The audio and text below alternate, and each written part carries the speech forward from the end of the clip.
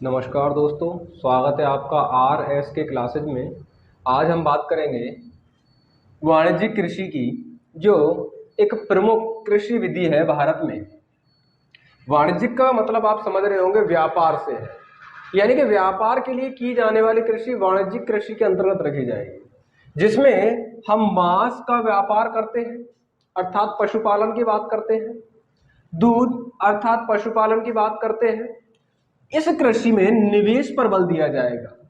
भाई, इस कृषि में निवेश पर बल क्यों दिया जा रहा है कि हमें दूध प्राप्त करना है, हमें मांस प्राप्त करना है। इसके अलावा हम देख रहे हैं कि जहां पर कृषि की जाएगी, जैसे जब हम नगदी फसलों की बात करते हैं, अगला टॉपिक जब मैं कराऊंगा नगदी फसलों का, तो जैसे हम नगदी फसलों की बात करते हैं तो इसमें गन्ना हुआ, चाय हुआ, रबड़ हुआ। तो हम देख रहे हैं कि उनमें रसायनों का प्रयोग भी किया जाएगा, उनमें उर्वरकों का प्रयोग भी किया जाएगा, और वह क्षेत्र के आधार पर की जाएगी। जैसे उत्तर प्रदेश में गन्ना किया जाता है और गन्ना वहां के लोगों के लिए आजीविका होगी, लेकिन जब उसको हम निर्यात करेंगे तो वो एक वाणिज्यिक फसल बन जाएगी। वाणिज्यिक फसल में मुख्य रूप से मांस और दूध को रखा जाता है, लेकिन ये जो फसलें हैं विभिन्न क्षेत्रों में विभिन्न प्रकार से हैं। जैसे हम वाणिज्यिक फसल की बात करें तो ये मांग उत्पादित होती है। भाई, बाजार में दूध की मांग कम हो गई तो दूध को बढ़ावा दिया जा रहा है। जो है मीट प्रोडक्ट की कमी हो गई तो मीट को बढ़ावा दिया जा रहा है। चावल की कमी हो गई तो चावल की कमी हो गई, तो जैसे उड़ीसा में चावल किया जाता है तो उड़ीसा में वहां के जो किसान हैं वो अपने लिए पैदा कर रहे हैं, ना कि बाहर बेचने के लिए। लेकिन पंजाब और हरियाणा के किसान तो ऐसे नहीं है, उन्हें तो चावल एक्सपोर्ट करना है। क्यों? क्योंकि वो लोग चावल को प्रति हेक्टेयर की मात्रा में बहुत ज्यादा पैदा करते हैं और वो एक्सपोर्ट करते हैं। तो जब एक्सपोर्ट करते हैं तो वो उनके लिए वाणिज्यिक फसल है। और उड़ीसा में जब जीविका कृषि की जा रही है चावल के रूप में, तो उनके लिए वो जीविका कृषि है। अगर हम एक और पॉइंट देखें कि उत्तर प्रदेश में सबसे ज्यादा गेहूं होता है, और जब गेहूं होता है तो उत्तर प्रदेश एक्सपोर्ट भी करता है अन्य राज्यों को। तो उत्तर प्रदेश के लिए वाणिज्यिक फसल है जो किसी राज्य की अर्थव्यवस्था में बहुत ज्यादा योगदान करती है और किसी देश की जीडीपी को उठाने का काम करती है। हम अगली विधि की चर्चा करेंगे, और अगली कृषि है बागानी कृषि, रोपण कृषि। हम बागानी कृषि को रोपण कृषि के नाम से भी जानते हैं, और इसके अंतर्गत एकल फसलें की जाती हैं। जैसे काजू हुआ, आपका केला हुआ, रबड़, चाय की खेती की जाती है। और इसमें जो एकल कृषि की जाती है तो इसमें अधिक पूंजी की आवश्यकता होती है। भाई, अधिक पूंजी लगेगी, जब अधिक पूंजी लगेगी तो अधिक श्रम की आवश्यकता होगी, अधिक श्रम भी लगेगा, श्रम की आवश्यकता होगी। इस प्रकार से हम देख रहे हैं कि जो बागानी कृषि है इनमें अधिक पूंजी भी लग रही है, अधिक श्रम भी लग रहा है, और अधिक उपज भी दे रही है, तो अधिक महंगी भी होती है। इनकी मांग, आप देखते हो कि इनकी मांग अधिक महंगी होने के कारण कम रहती है। जैसे रबड़, जैसे काजू, जैसे चाय, तो आम लोग इस्तेमाल तो करते हैं लेकिन कम रूप में। तो ये जो एकल फसलों के अंतर्गत रखा जाता है इस कृषि को। अगली कृषि की बात करें तो हम लोग बात कर रहे हैं अगली कृषि की, और कृषि है आपकी जैविक कृषि। जैविक कृषि वास्तव में क्या है?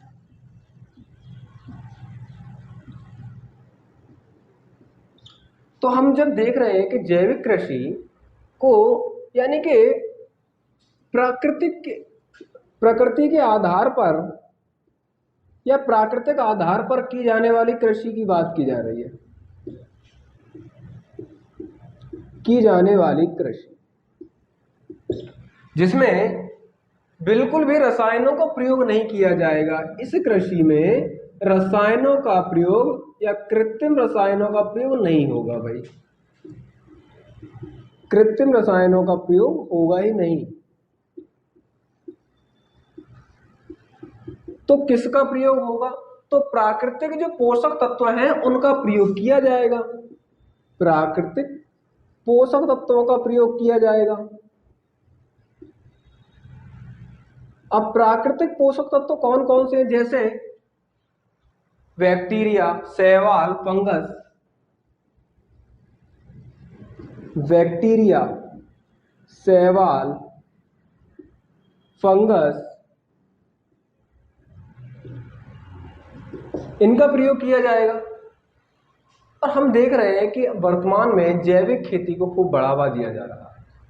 और जैविक खेती को जब बढ़ावा दिया जा रहा है तो हमारे देश में सिक्किम एक पहला ऐसा राज्य बन गया है कि जहां पर जैविक खेती की जा रही है। पूर्णतः जो है जैविक खेती करने वाला या जैविक कृषि करने वाला जो राज्य बन गया है वह सिक्किम है। अगर हम बात करें कि जो पूर्णतः जैविक खेती करने वाला देश है वो भूटान है। भूटान पूर्णतः जैविक खेती करने वाला देश बन गया है।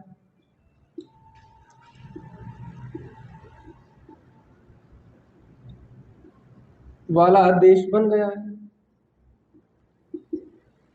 अगर एक और देश है जिसका नाम है क्यूबा। क्यूबा की बात करें तो जो क्यूबा है आप जानते हो कि अटलांटिक महासागर में पड़ता है। और क्यूबा बड़े पैमाने पर यानी वृहद स्तर पर, बड़े पैमाने पर जो है जैविक खेती करता है।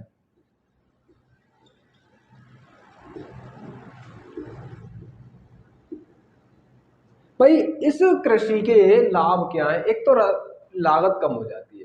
भाई लागत आप जानते हो कि भाई कृत्रिम रसायनों का प्रयोग नहीं किया जाएगा तो लागत कम हो जाएगी। दूसरी बात है कि प्रकृति का पूर्णतः उपयोग कर रहे हैं हम लोग। इस प्रकार की खेती में हम प्रकृति का पूर्णतः उपयोग कर रहे हैं। अब देख रहे हैं कि जो आपको फैक्ट याद रखने हैं, नंबर 1 जैविक खेती करने वाला जो कृषि करने वाला जो प्रथम है वह सिक्किम राज्य है भारत का। अगर पूरी दुनिया में बात करें तो भूटान पूर्णतः जैविक खेती करने वाला देश बन गया है। भाई पूर्णतः देश बन गया है। और क्यूबा की बात करें तो जो क्यूबा है वो बड़े पैमाने पर जैविक कृषि करता है। और हम देख रहे हैं कि इस प्रकार से जैविक कृषि बड़े पैमाने पर की जा रही है। हम बात कर रहे थे भारत में कृषि विधियों की। एक अन्य विधि है एक्वापोनिक्स। एक्वापोनिक्स में क्या होता है कि या तो खेत में ही पानी भर लिया जाता है और थर्मोकोल की शीट बिछा दी जाती है, या कोई टैंक ले लिया जाता है तो उसमें थर्मोकोल की शीट बिछाकर और उसके ऊपर खाद बिछाकर पेड़ लगा दिए जाते हैं मिट्टी का इस्तेमाल करके, और पौधे लगा दिए जाते हैं। तो और उसके नीचे पानी भरा रहता है जिसमें मछलियां छोड़ दी जाती हैं। इस प्रकार की खेती को हम एक्वापोनिक्स खेती कहते हैं। इसमें देख रहे हैं हम लोग तो कि कृषि पौधों के साथ साथ मत्स्य पालन किया जाता है। और इस जो है कृषि में उर्वरकों की आवश्यकता नहीं होती है। कारण क्योंकि थर्मोकोल की शीट जो है वो उर्वरकों को एब्जॉर्ब कर लेती है, क्योंकि इनके द्वारा जो चीजें खाई जाती हैं, जो इनके द्वारा दाना खाया जाता है उसको वो खाद में बदल देती है। और खाद में बदलने के कारण और जो पौधों की पोषक तत्वता बढ़ जाती है, जो पौधे जो पोषक तत्व है उनका जो है उनमें वृद्धि हो जाती है। इसी प्रकार से देखें तो इसमें तकनीकी का प्रयोग कर रहे हैं। तो तकनीकी का प्रयोग क्यों कर रहे हैं? क्योंकि यहाँ पर थर्मोकोल की शीट बिछाई गई है। इसमें उर्वरकों की आवश्यकता होती नहीं है। मैंने आपको जैसा पहले ही बताया था कि उर्वरक बिल्कुल नहीं दिए जाते। और ये जो अवधारणा है ये किचन गार्डन से ली गई है। पहली बार ऐसा हुआ कि गुरुग्राम में किचन गार्डन तकनीकी लाई गई और इस गार्डन तकनीकी पर आधारित ही ऐसे एक्वापोनिक्स खेती की गई। एक्वापोनिक्स खेती का संबंध है कृषि पौधों के साथ साथ मत्स्य पालन। आप 1 नंबर का प्रश्न है, ध्यान रखिए, सीधा पूछा जाएगा कि एक्वापोनिक्स किस प्रकार की खेती है, या पौधों के साथ साथ मत्स्य पालन की कृषि को क्या कहा जाता है? एक्वापोनिक्स कहा जाता है।